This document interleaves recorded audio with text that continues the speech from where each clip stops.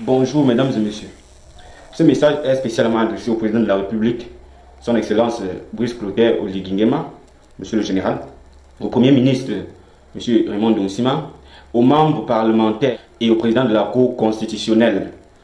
Nous avons remarqué que le taux de délinquance juvénile s'accroît de plus en plus au Gabon et au vu des derniers événements qui se sont passés lors de ces dernières décennies, nous ne voulons plus que les choses continuent dans ce sens. Alors, vu que nous sommes dans une période de transition, voilà pourquoi on apporte ici un peu de nos idées. On ne sait jamais. On ne connaît pas le caillou qui tue l'oiseau. Nous avons dit, il faut mettre des militaires dans chaque établissement qui vont fouiller matin, à la fin de la pause et à la sortie des cours. Tous les élèves des établissements. Nous voyons déjà le taux de délinquance, comment les enfants amènent les instruments, les armes blanches à l'école. Il faut mettre au moins dans chaque établissement 3 militaires pour qu'ils aient des surveillants à faire leur travail. Et avec la participation des militaires à l'intérieur, ça va donner quelque chose de bon et ça va lutter contre la délinquance et contre les actes immoraux de ces jeunes Gabonais.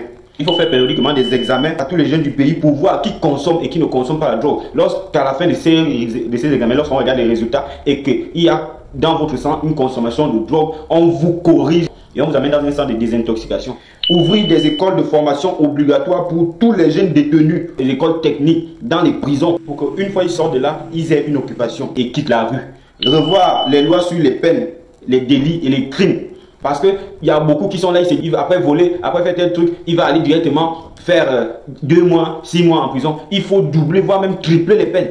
Si une personne tue une personne, si une personne fait tel, il faut tripler les peines. Ça va faire peur aux populations. Faire le contrôle continu dans les ménages pour évaluer l'éducation des parents envers leurs enfants. Et si la note est en dessous de la moyenne, il faut une lourde amende à ses parents. Ainsi, ils auront beaucoup peur de dépenser assez d'argent. Ils vont tout faire pour que leurs enfants puissent être bien éduqués. Et là, on va aider le pays à avancer. Parce que la grande partie de l'éducation se passe d'abord à la maison. Adopter une loi qui fixe à perpétuité une personne ayant fait plus de 2 fois la prison. Une fois la personne a fait 2 fois la prison, la 3e fois qu'il part, il reste là-bas à perpétuité, il ne sort plus. Il ne sort plus. Ça va faire en sorte que les gens puissent éviter d'aller en prison et se conformer aux bonnes règles, aux bonnes mœurs qui sont conformes à l'ordre public. Adopter une loi fixant l'ordre d'agir dans une période de 24 heures pour les familles éprouvées après un crime commis contre leur enfant. C'est-à-dire adopter une règle de œil pour œil, dent pour dent, pour une période de 24 heures. Si on vous a tué votre enfant, vous avez une période de 24 heures. Vous devez avoir une période de 24 heures pour venger votre enfant. La personne qui a tué, la personne aussi doit être tuée. Et c'est juste pendant 24 heures.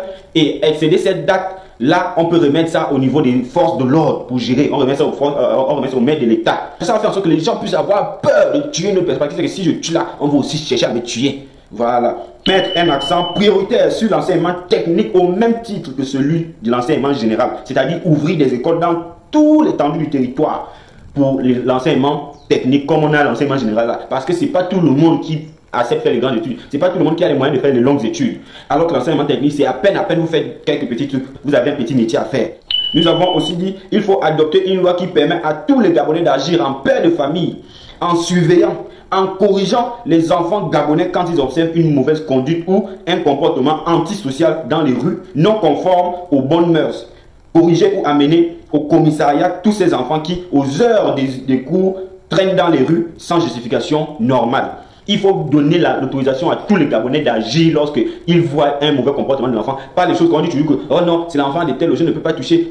Tous les enfants gabonais doivent être sous la responsabilité des Gabonais pour le bien de notre société. Et ainsi, lorsque tout le monde va faire son travail, les parents vont faire leur travail à la maison, dans les établissements, le travail sera fait par le gouvernement qui va mettre des dispositions nécessaires pour réussir cet objectif. Et dans les rues, avec la contence populaire, avec la force populaire qui va toujours surveiller. On voit un enfant pendant les heures de cours, on le voit dehors, on questionne cet enfant et si on voit que ce qu'il dit n'est pas, on l'amène au commissariat et s'il veut bouder, on le corrige, on le tape très bien. C'est pour l'honneur de notre pays. Messieurs les dirigeants, vous êtes dans un nouvel élan et actuellement nous sommes en train d'aller vers un Gabon nouveau. Nous sommes en train d'aller vers un Gabon de l'alternance, un Gabon de la transition qui doit porter des fruits et des très bons fruits sucrés. Voilà pourquoi j'ai tenu encore à faire une de ces vidéos pour attirer votre attention. Monsieur le Président, veuillez écouter ce qu'on dit. Merci. Honneur et fidélité à la patrie, c'est enfin notre sort vers la félicité. C'est un gosse demi-vol depuis les 115.